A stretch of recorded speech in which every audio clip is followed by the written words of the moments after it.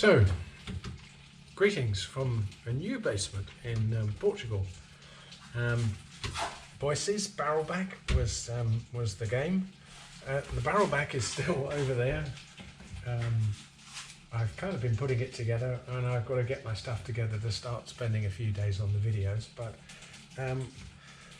while I'm doing that, I've got another project on the road, which is a Norton Commando, made in the UK in 1973. It's a Mk1, and it was exported, as far as I can see, pretty much straight away, and sent to America, where it spent its whole life up till now. It did 12,500 miles, and that was it. It was then put in a barn, and as far as I could see, I don't know, let's say it drove on the road till 1980 or something like that. That's 44 years. 44 years. They just stick them in a barn in America when it's crazy. I don't understand why they do that. Well, they don't go and sell them or something. But anyway, they didn't. And of course, there's companies that make a living by sourcing these barn finds, as they call them in America. I mean, as much cars as motorbikes. I think they'll take anything. So a lot of these bikes are shipped back to the UK. And I found this one on eBay, and I've always wanted a Norton Commando. It's a bit like a Ducati, you know, you hear them long before you see them. It's that twin 850 two-cylinder bike, and it sounds fantastic. And it's a very basic machine. If you wanted a thrill from riding, it's just the vintage thing that really gets you. If you want something that breaks, well, you wouldn't buy a Norton Commando. Not one with the original discs on it anyway. If it went well, I expect this will go quite well. I don't know, it'll probably top 100 and something mile an hour. It's probably go around corners reasonably well. But it's the whole ethos, it's the vintage thing that gets me. I've always wanted one. So I snapped it up, and here it is in Portugal. I'll show you the bike in a minute, but of course when you import, you've got the import duty, which the guy that imported it he had already done, which was really good. And I had to go to the classic motorcycles, I forget who it was, to get the registration, the construction of its certificate that the bike was made in the UK. Fortunately, this one has the same frame number as the engine number, and it makes it a Mk1 Norton Commando, an 850.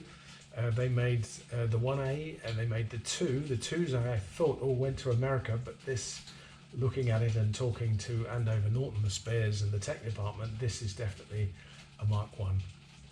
And then they made a 3 and a 3A, I think. The 3s came with the gear change on the I say the right side, on the left side, on the correct side. This one, the gear change is on the off side, and the foot brake, the rear foot brake, is on the left side. So it's a slightly different technique, but it's all part of the patina, I think.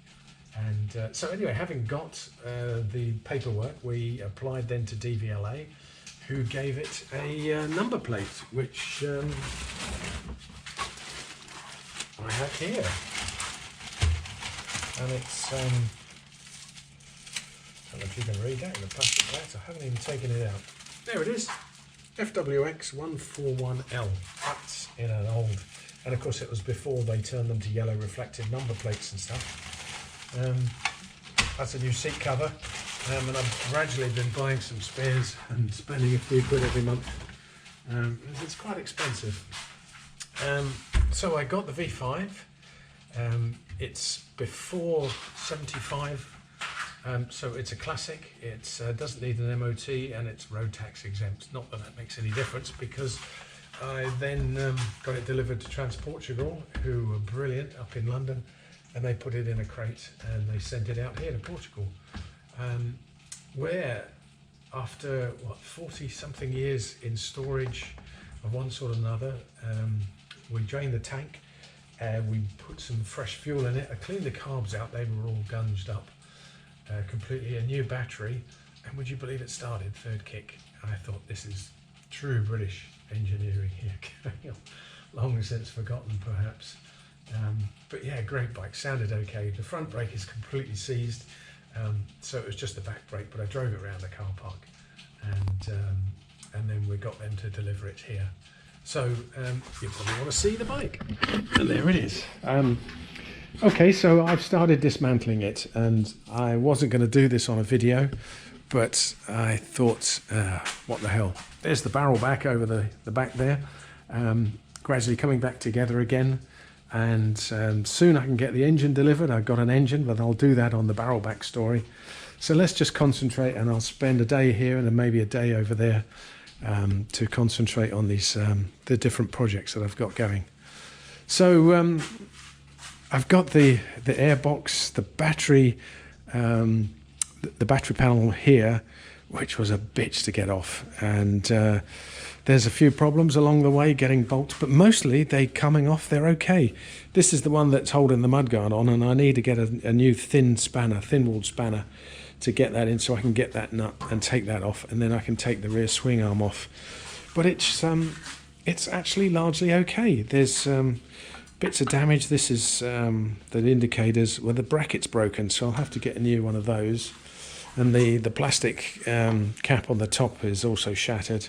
That's gone. These are called the Z plates. There's the rear mudguard, and that's good for chroming. There's the rear wheel. That I will start that process in another video. I think I'll take it one stage at a time. So the oil tank came out of here. These are the oil tank. That's the drain into the pump, the oil pump in there. This is the gearbox. Here's the gear lever, of course, on the odd side. And after a day of heat and WD-40, I managed to get the exhaust pipes off, which actually wasn't too bad. I thought it would be a lot worse than it actually was, but it was good. These are the classic, the first Norton discs, and you can see from there that's the size of the disc pad. It's about that big, so there's no area to squeeze the disc there. So no wonder the braking is pretty awful. That mudguard has had some damage up the front here, so I'm thinking I was gonna just get it re-chromed and then just leave that as the sort of the patina of the bike, but because of this damage I'm not going to get that out. At least I'm not. It's missing a rivet here, so I think I might get a new one. And these arms have been, I don't know, sprayed silver or changed, but they should be chrome. The wheels, I mean, actually they look, I mean, remarkably good condition, but the spokes, you know what, I mean, they all look solid, but you get stainless steel spokes now, and you can make that look a whole lot better. So I might get these re-chromed just to make it look good, and then get the new spokes put in. These can be polished.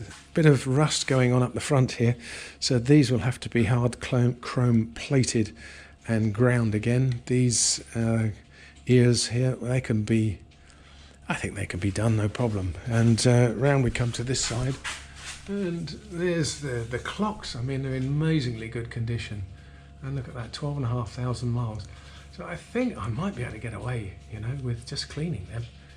Maybe take them out of these cases and give them a clean. But I mean, there's a lot of rust on the handlebar holders, the big high-level bars and stuff. I mean, the brake is completely solid, but the clutch works fine. And so I'm gradually looking at Andover Norton and asking a few questions. The carburetors, they come in updated ones now. With these are Amals, and they're saying change them, get the new ones. With the you can take the idle jet out, and you can adjust it and clean it a lot easier than these. In fact, these actually look as though these are new. These look in better condition than most of the bike. So I don't know. This is a Zener diode apparently, and if I get the new rectifier with the upgraded electrics, because I'm thinking of changing the wiring loom, because I mean the wires, look at it, it all looks pretty filthy, and I'm not quite sure what to do with all this yet. That's the ignition switch, was down here, all strange things. So I'm really pleased with it at the moment. I'm trying to strip it off. I want to get all this chroming done, and I want to get the frame out so that I can get it off to be blasted and powder coated, because then you can actually start putting things back together. long way away from that yet, because got to get the wheels rebuilt, the forks re-chromed, but then you can start putting that on. If the rear wheel's back on, you know, you put the swing on, and it can actually come back to looking like a bike reasonably well. Tank, there's the oil tank. That's okay, just dirty. Side covers here. This one has had a bit of a bash. I'm not quite sure. I'm going to get those off to be painted, and I'm not quite sure what to do with that, whether to get a new one or just accept, you know, as a sort of patina. But if you're going to rebuild it properly, well, rear brake, look, I mean, there's still plenty of wear on those shoes. There's really no need to change any of that. The rear brake drum needs to be cleaned up. And here's the tank, and it's got a dink this side, so I found a guy that's going to knock the dink out, and you're going to respray it. You can't take the smell, but it's kind of old petrol. And this is what I'm doing today. Here's my gravel, and what I've been doing is pouring gravel into the tank. And what you do is you wrap it, there's a bit of foam, a blanket, some bubble wrap, and you put it in that and turn it on and just leave this going around, and the stones there will clean up all of the internal rust. And I waited to see what would happen. There is stuff on eBay actually, and it's not expensive for a brand new tank painted, but it's from India, and due respect to the Indians, is it any good? I'm just scared away now from buying things unseen from the internet, because you never seem to get quite what you expect in terms of quality. I don't know, but I think the idea is to try to preserve whatever I can on the bike. You know, I mean, like the back brake, the side covers, the tank, oil tank, everything here is reusable because it all works. And eventually I'm going to have to obviously strip the engine out and get this out. This, as you can see, was where the starter motor went later on, but the Mark 1's never had a starter. Starting this thing needs a healthy, muscular right leg, but I think I'm okay for that. And then, you know, if you can't start it anymore, some people change it. But I want to keep it original as much as possible, I think. And so I'm just going to be doing all the bolts. This is the stuff that I've got so far that I've taken off. I documented all and photographed. I've got 1 million photos. So I've got half a clue how to put it all back together again from the photos. But the exploded manuals show you an awful lot of how all the bolts, and you can pretty much identify them. But what I've done is I've put them on a piece of paper, where I've written on the paper what it is, and then taken a photograph of it. So it should be okay. So I'm going to wrap this thing up and get it in there and see how it comes out. So here we go. Another couple of days has passed, and the builders have all just gone home, and yeah, a few things has been happening here, mostly funded by my ignorance of how to do this. Even with the exploded diagrams, it's still not entirely clear. Let me show you. The first thing was the petrol tank, actually.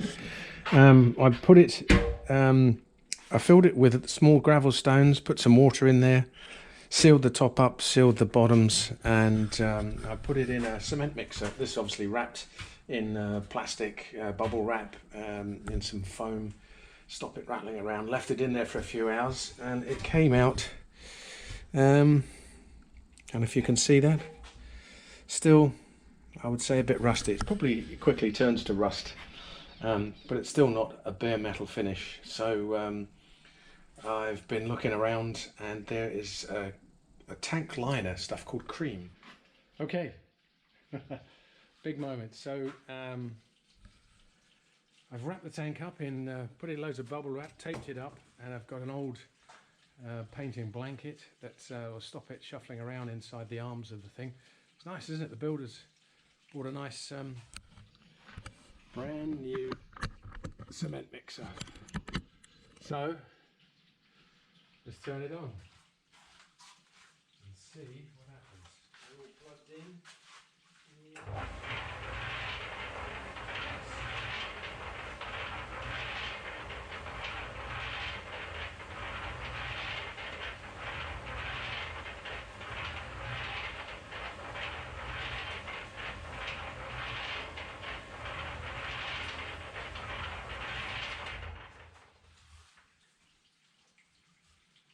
too much movement there of the tank. So I'll tell you what, I've got some foam here.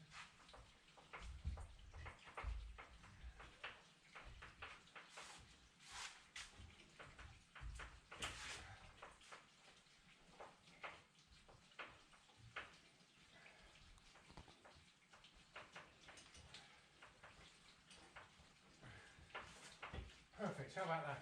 Well, it's a nice bit of foam to just pat it. I was just swinging around a bit in there and I don't want to do that. Have I got the right? Let's give that a whirl.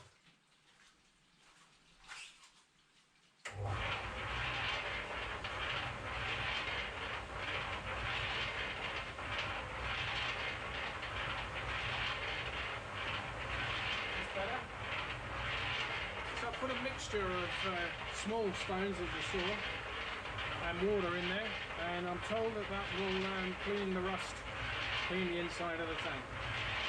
Let's hope I can get all the stones out of it, but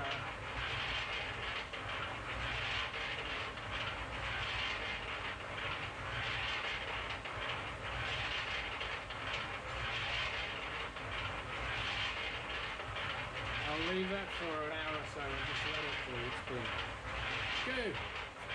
Where did I learn this? I don't know if you can hear me. Sorry, I haven't got my. I've lost in the move. I've lost the microphone which goes into the phone, the wireless connection. So it's a little bit vague. So anyway, I'll pull this off. Come back when it's done. Just thought of something as a quick addendum before I edit and put the video out. I took away the sort this out. There, the headlamp, and you can see from the pattern on the headlamp in 1973 that they didn't have a beam that was deflected. This went to America. It should be for left-hand drive, or drive on the left-hand side, and you can see from the beam that this is just a. There's the cut-off. It's neutral. It's neither one nor t'other, is it? And now, if I zoom in, you can see that there, and the same down here. So with that beam, that's just a neutral beam. And now I see on Andover they do left and right hand beams. So I think it'd be as well to change that. And well, that was the outer ring. And you can see there's a bit of damage on there, and that's quite badly rusted. I don't know. I have a feeling that pitting will come through. So that's probably as well if I just buy a new one of those. You can get LEDs for these now, but I think I'll keep it standard. They would reduce the electricity consumption, so it's worth thinking about. But the LED headlights, I don't think are up to much on the size of what we've got with a fairly basic system here. So I'm not intending to drive it too much at night anyway, so I think it's just leave it standard. Indicators, of course, you wouldn't see the LEDs, but I don't know if you have to change the whole system because they have different drivers, don't they? It's probably easier. So I've got the indicators off down there, and they're pretty good. I don't really think I need to change them. The stalks are obviously rusted. I can get those re-chromed. They're in my re-chroming bin over there. And over there is all the black stuff to be powder coated. But I think I'll use the indicators. They all seem to work. And there we go. So that's it. That's where I am at the moment. Any comments, of course, would be appreciated as to what sort of stuff people want to see. Do they actually want to see us doing the work, or just the advice of having done it, of where to go from there, or how to do, the problems that I find along the way? And I'll keep a running tally, obviously, of the cost. And I guess at the end of the day, it will total it all up for a shock. I mean, these are worth somewhere around £9,000-10,000 in the UK, which is about 12,000 euros now.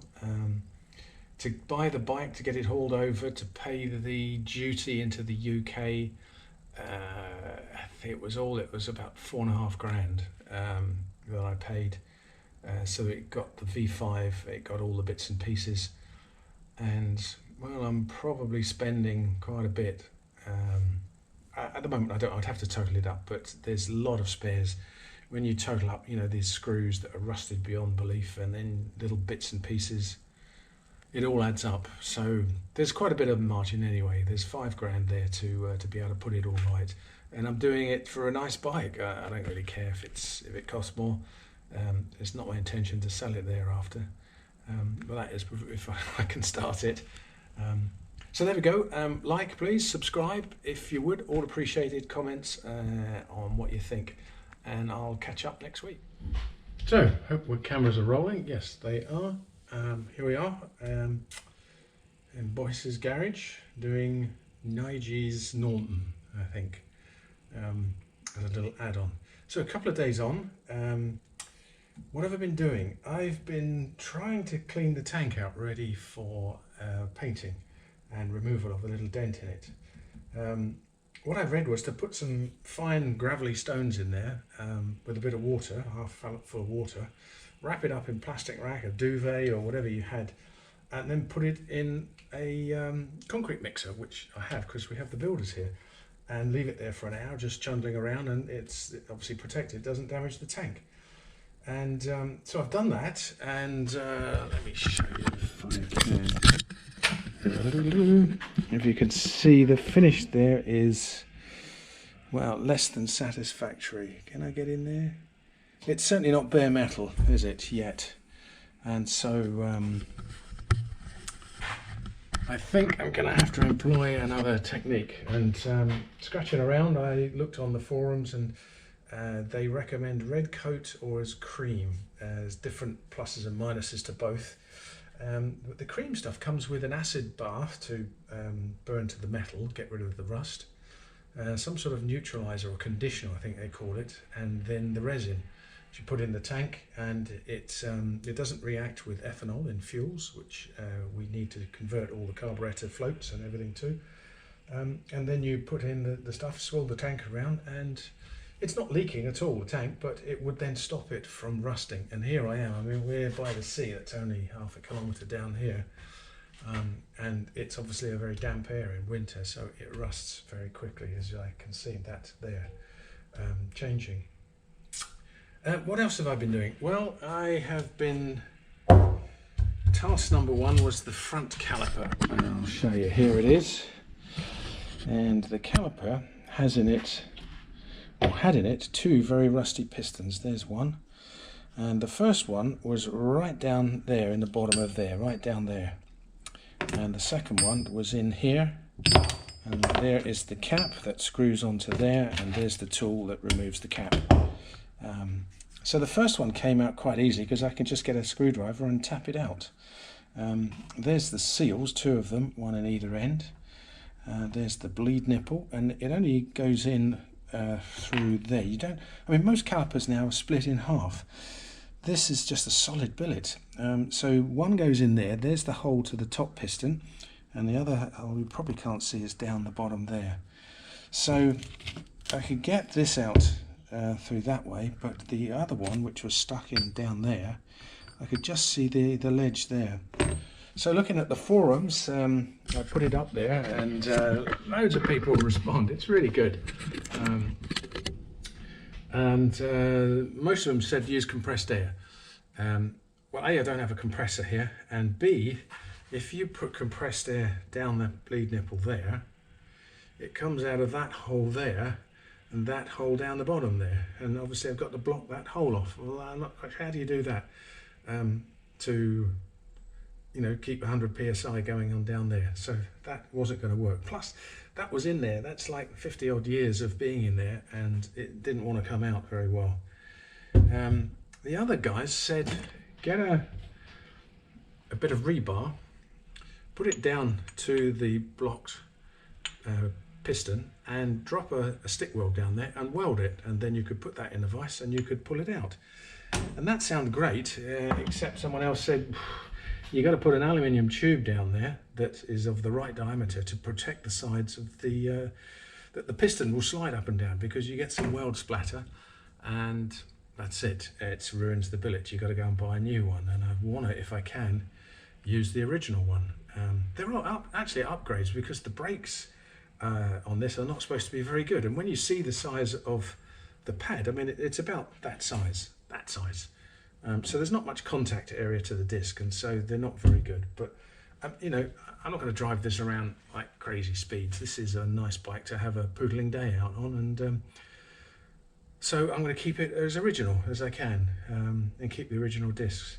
So what did I do? Well, I spoke to the builder, Joel, head man here, and he was brilliant.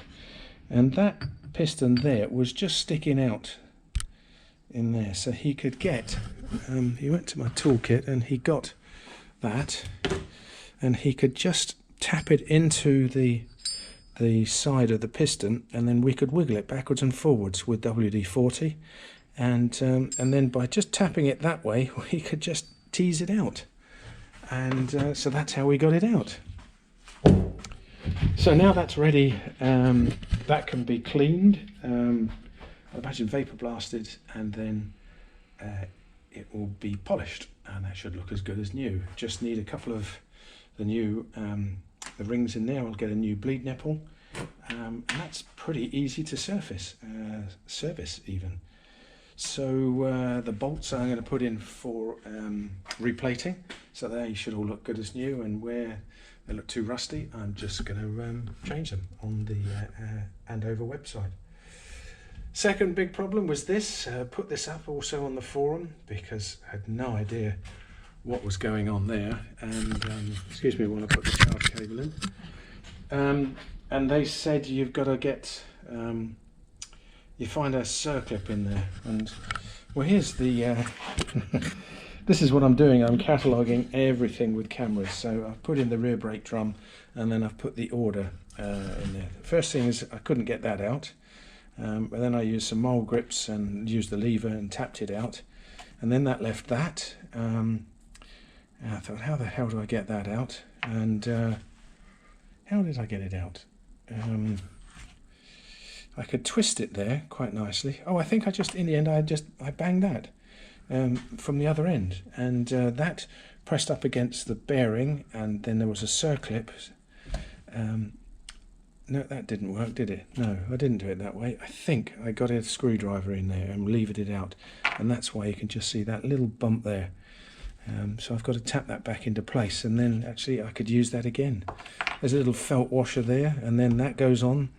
Then there's a circlip that holds the bearing in, and I often wondered, you know, how did they get the balls in that bearing there? Because they run in little channels in the outer and the inner ball race, and you can see there that there's a little nick in the inside there that you can push the ball through. So once I got rid of the circlip, then there's these two. This was on the other side, and you just had to whack it through and it pushed the bearing out, and there it is. That's now clear, so this can go ready for cleaning. I think we'll do probably do that in black powder coat, obviously not on the inside, just clean that up, and that's ready to go. Next task is just to strip that out, so get those shoes off. The shoes, look, after all that, they're actually in good condition, and there's still plenty of wear left on them, so I'm not minded not minded to change them.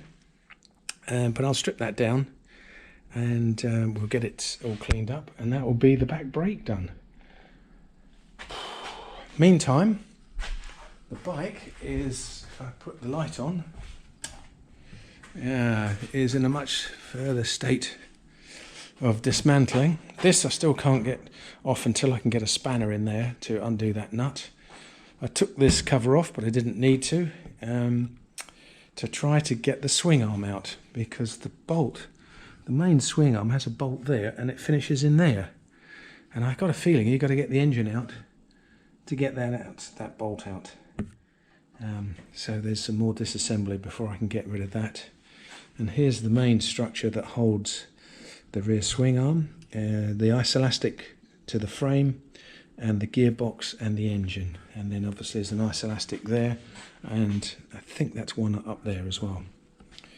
So what have I been doing? Well, after I got the gearbox, the air filter out and the battery box, I've started pulling this off. I got the handlebars, started taking all the brakes, the clutch lever, the handlebar, and so I started pulling all the electrics out, and here they all are. They're in a hell of a state. And I'm trying to photograph and figure out where everything goes. I don't know what, so I did look that up. I think that was a capacitor. There's the flasher, and that is, I think they call that the Zener diode. Not quite sure, but it's this bit here that I'm worried about, because this has got, you've got the left hand switch gear, the right hand here, and these go into these little switches here, these connections, and I could pull them out, and then who knows. Getting just one of those wrong is going to mess the whole system up. And look, you've got a huge block there just full of wires, and I really don't know how you get to label all of these so that you know exactly what goes where. I'm going to have to figure that one out, and that's going to have to really happen, because I think that's the next thing, is to get rid of the wiring loom. I've started doing it in there, and you can just see how untidy it is to label all the wires. It looks a mess, and I think I've got to find a better way of doing that. Photographs, obviously, and it's fine. This is, I mean, I can sort that out. It's not too complicated, but what do I do there with all these wires? How the hell do you label them up so that there's no way you can get them wrong? That's got a plastic vibration thing on there, protector, and that's perished.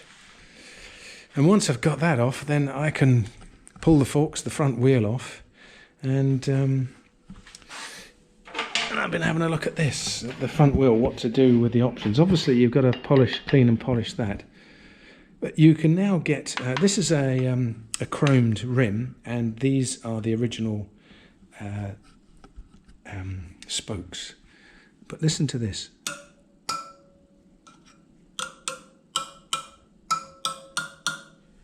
Can you hear the different tension? I mean, there's no tension in that one, and that's quite tight. That's very tight.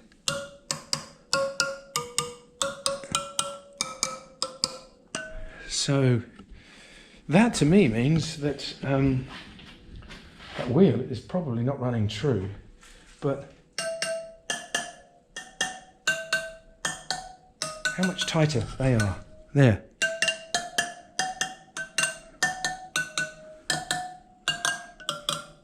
Yeah, very tight in this side and very loose on that side. You can get stainless steel spokes now, and these tightening things. You can get a rubber ring to seal the inside. Obviously, you've got to change the tyre. And the disc, I haven't figured out what to do with that, but I will try and save that. I don't know if I can get it skimmed and cleaned up. It look really nice when this rim is polished, and these fork legs, obviously. And again, what to do with these? These are kind of quite badly rusted there, so they obviously need to be vapor blasted. And then I guess, well, they're painted at the minute, so I suppose I ought to paint them, but I don't know if that's the original finish. But I can't see they're going to polish them. And so silver. And then that, I've got to try and take that off before the frame goes to blasting, because that is obviously the original part, and I want to keep that on there, 773, and that's got the frame number on it, which matches the engine number, so that's quite an important identification of the bike. So there you go. That's where we are. Nigie's Norton. I'm doing a bit each day, and I'll try and put this up on YouTube. Create a little thing and just see if there's any interest. My son Ed, he came up and said, "Hey Dad, you got to be putting on the internet like the boat." So Ed, we're doing this for you, mate. Okay, I'll catch you later. Right. Well, I'm going to add another quick few minutes. Hopefully next time I'm going to have my wireless microphone, so the sound might be a little bit better. I do apologise for that.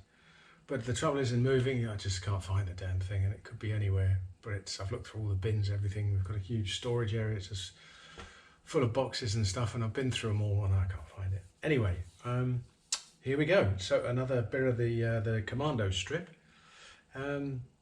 Which is going okay. I'm really surprised, you know. I don't think I've had a bolt that I've really had a great problem to move, even after 50 odd years of not being touched. Quite a few things that had sort of damaged that. The rear brake tensioner, that's bent.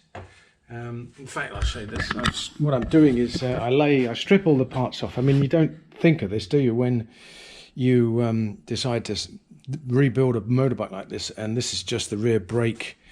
So here's all the parts, and excuse the builder's batteries.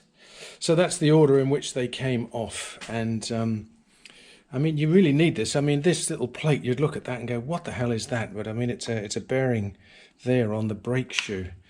And then this thing here is, you know, that's gonna go the other side. That's where the shoe rotates on. But this bit at the bottom, which angle does that sit on? Does it go up or across the back of the plate? And that's where you need a photograph to refer to. Springs, of course, are much easier to get off than they are to get on. And the brake discs, brake pads themselves, I mean, actually, they're okay. I'll have a look at the new ones to see how much more shoe there is on there. But if that's done 12,000 miles, looks like that, then, hey, great. I'm not going to change it if it doesn't need changing. And I'm going to try and keep it original. I've started putting stuff in plastic bags and labeling them. Here, this is the, what do I say here? The rear brake hub. So this is the other side. And then that's, I mean, all the pieces there. There's a bearing to change there. But you've got to get the order right. So you need a photograph and you need to keep that together. So I'm just taking the front wheel off. The discs, see, there's the bolts there. The disc has seen better days. I mean, it is quite rusty, and I'm not sure if that's going to clean up. It might be to find someone with a lathe to take a skim. I'm not sure. I think that might just be a new disc. And there's the front wheel axle and the various spacers and stuff. So now looking at the forks, I've had to strap the back of the bike up to stop it falling on its nose. And I've got these bolts out. These are Allen bolts, strangely enough. And just tapped a screwdriver in to open that up so it doesn't pinch the fork. And these are the headlight ears, the chrome thing. But this doesn't want to come out. And I can see in there the thread that bolt went in. But there's nothing in there that actually holds that up that I can see. So rather than go banging things with a hammer, maybe put the bolt back in the top there and have another go at tapping it down. But I've got a book on how to strip down a Norton Commando, so I think it's probably as well to go and have a look at that and see what they say. So we're getting there. It's engine, I guess, has got to come out last and probably go back in first.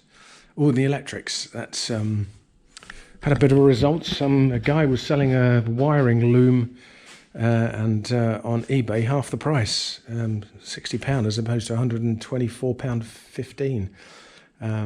So I bought a new wiring loom, but I think you need the extras, the bit that goes down to the back here, and I'm really going to have to sit down and figure this out, how to take these out and figure out what goes back in where. I mean, the switch gear should be relatively easy to find out, but I've got to label this up, and they've got to label it so that you can actually read it or transfer it to the new wiring loom. I'm kind of dreading that one, but it's coming soon. Once I've got the forks out, that's really got to get the electrics out, and then I can start pulling the head off and the barrels, and then you've got something that you can probably vaguely lift with a few people. Looking at the gearbox, that's a separate unit, isn't it? Held in by this pre-unit, I guess they were called, weren't they, back in 1973. And then that is a bolt in there to get the stop axle out for that swing arm. And that, I've got that bolt that holds it in, and I've lost it. I don't know where it is. It will appear at some point. Yeah, so I would imagine that once you take this isolastic off, then probably the engine comes adrift. You might be able to get the gearbox out first and then take the engine out, and if you take the head and the barrels off, then it will be it will weigh an awful lot less. and then that will leave me with the frame, and I can go send that away and get it. I can get it shot blasted, powder coated, and then put the centre stand back on, bang it on the bench here, and then it's you start putting things back on. Obviously, there's an awful lot to refurb in the middle before doing all that, but then it sort of reaches a sort of not a halfway point, is it? It's probably about a third of the way through, because you've got to get everything refurbed before you can fit it again. And I think I've got to strip the engine down, right down, change a few bearings, internals, have a look at the gearbox. Dreading that, never taken a gearbox apart, so you have to be very careful, take a load of photos so they can get that all back together again. So I'm off to the UK shortly, so I'm trying to get these forks out so that I can take the stanchions and send them away to hard chrome plating and grinding. So they do a hard chrome, I think they strip them, chrome them, and then grind them back again to the original size. I've done a few forks there in my time, and they've always come up with a really good job. And polishing the rest, and I can start putting them back together again. Paint the yokes, I think, in silver. That seems to be the colour. So yeah, we're just getting there. Just do a bit each day. It's a great thing when you're a retiree, is you have the time to do all this stuff. Enjoying it though. It's going to be really good. I can't wait for the day that you actually get this stuff back together and you get a perfectly new engine in there with polished cases and new chrome everywhere. It's going to be great. They're fantastic bikes, and I look forward to riding it again. So there you go. If I haven't said it before, please subscribe to the channel if you want to see more. Always welcome for any comments, advice. I've already, as you know, I've asked about the caliper, getting that piston out, getting the brake apart, the brake disc, the drive side. And it's been really helpful, the comments, and you get there eventually. So thanks very much, and I'll catch you next time.